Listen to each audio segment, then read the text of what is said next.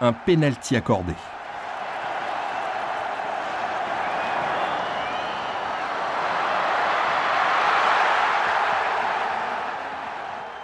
Grâce à son meilleur buteur en championnat, Olivier Monterrubio, Nantes prend son envol, 1-0.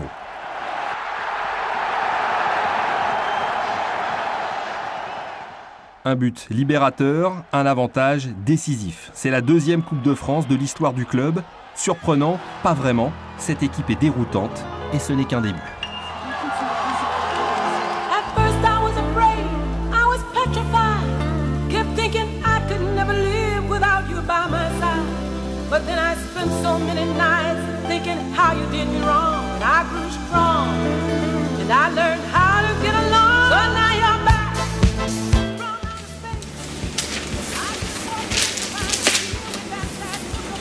Voilà, moi j'ai pas souvent.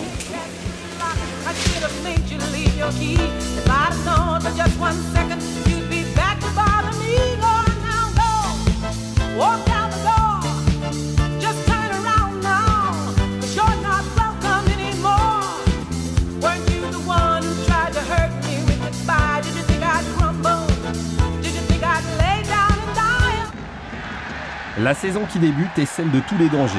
Trop confiant peut-être, et après un bon début de championnat, les Nantais ne passent pas l'automne, 6 défaites d'affilée et une 17e place au classement. Trop inconstants, ils réagissent par à-coups. C'est le cas ce 15 février 2000.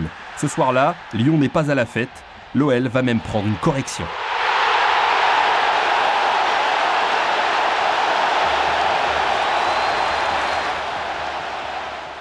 Au total, 6-1 et des buts incroyables.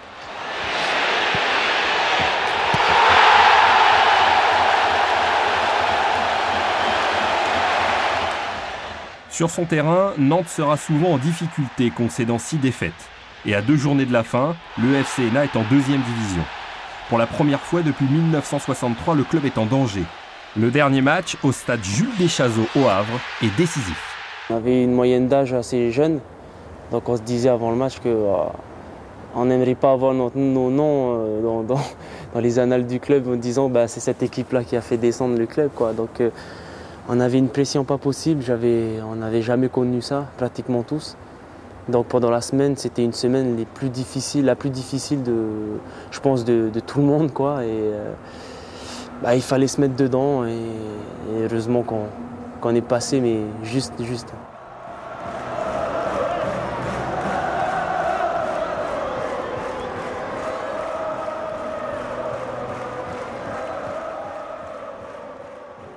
Comme je lui mets, sans le vouloir, un peu d'effet, elle revient et elle tape le poteau rentrant. Donc c'était vraiment une réussite pas possible.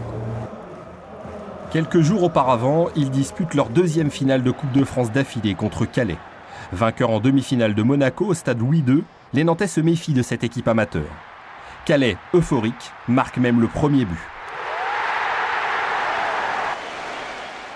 La belle histoire continue pour les joueurs de Ladislas Lozano, bourreau au tour précédent de Lille, Strasbourg et Bordeaux en demi-finale.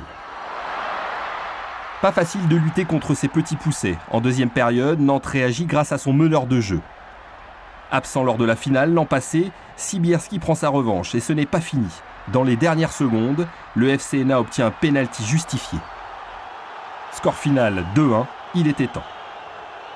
En moins d'une semaine, cette équipe remporte sa 3e finale de Coupe de France avant de se sauver en championnat. Denouex n'est pas au bout de ses surprises.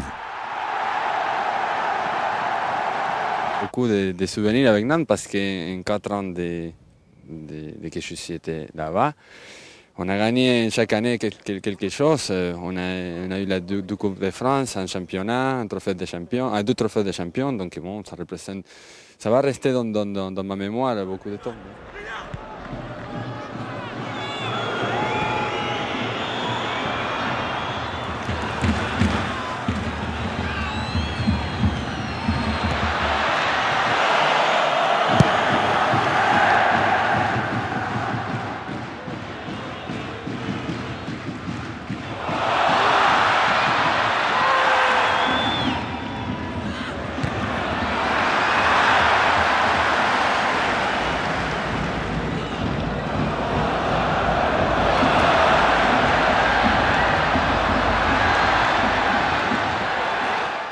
Comment entrer dans le nouveau siècle tout en gardant ses idées? Le début du championnat est plutôt laborieux. Les Nantais se retrouvent même à la 15e place, mais loin d'être traumatisés par le maintien obtenu in extremis l'an passé, ils sont galvanisés. Résultat, dès la 14e journée, ils sont dans les 5 premiers, ils ne sortiront plus du groupe de tête. Le jeu à la nantaise est là, et bien là. Ce but face à l'OM est une merveille. Vitesse et précision, tous les jaunes sont en mouvement, comme à l'entraînement.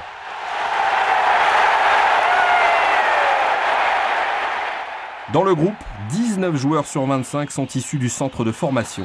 La Jaunelière fait toujours recette. L'équipe fait son petit bonhomme de chemin, atteignant même les demi-finales en Coupe de la Ligue et en Coupe de France. Entré en jeu à quelques minutes de la fin, Viorel Moldovan, pour son premier match sous les couleurs nantaises, inscrit son premier but en première division. En championnat, le sprint est lancé. 8 victoires sur les 8 derniers matchs et Nantes gagne son 8e titre de champion. Peut-être le plus inattendu, mais pas le moins glorieux. Et comme un symbole, le jour de ses 21 ans, Vairua donne la victoire au FCNA 1-0 face à Saint-Étienne. C'est vrai que